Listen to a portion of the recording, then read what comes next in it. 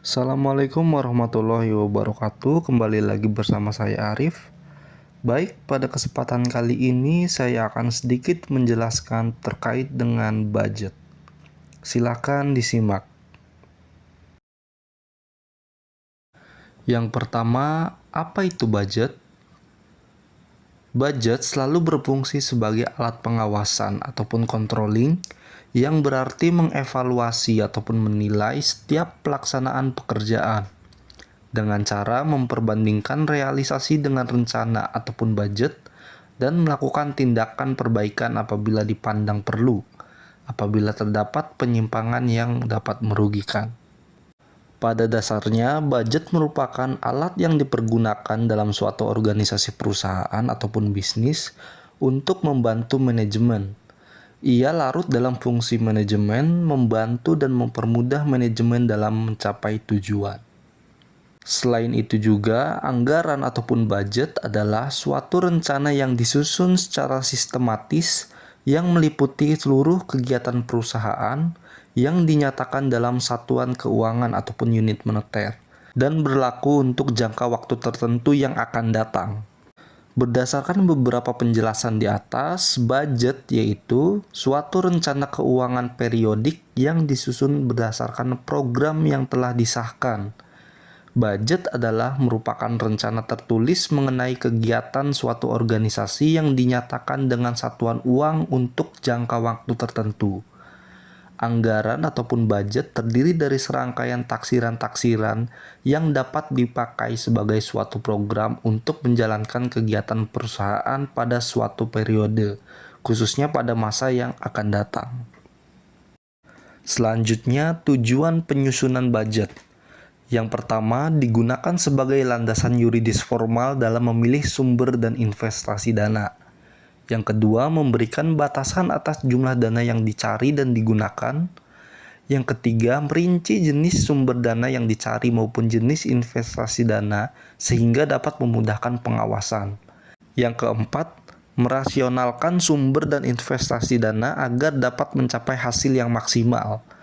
Yang kelima, menyempurnakan rencana yang telah disusun karena dengan budget lebih jelas dan nyata terlihat. Dan yang keenam, menampung dan menganalisis serta memutuskan setiap usulan yang berkaitan dengan keuangan.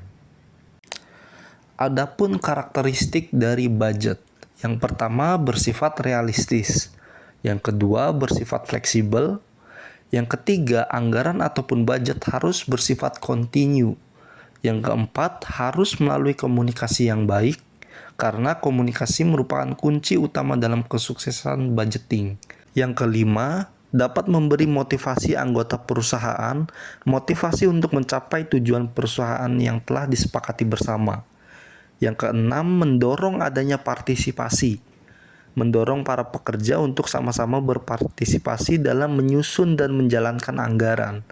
Efeknya adalah mereka akan bekerja dengan semangat karena mereka merasa memiliki bisnis itu juga. Next, ciri budget diantaranya.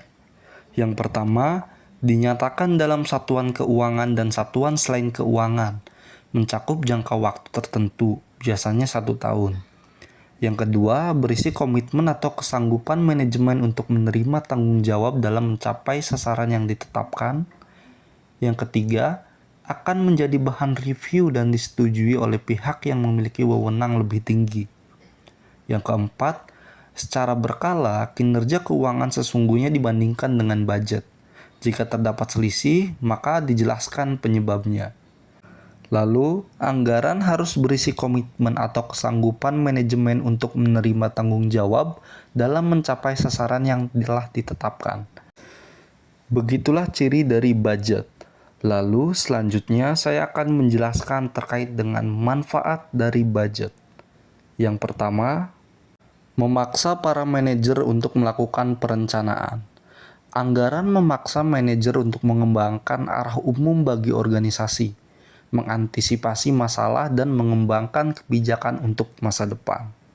Yang kedua, menyediakan informasi yang dapat digunakan untuk memperbaiki pembuatan keputusan.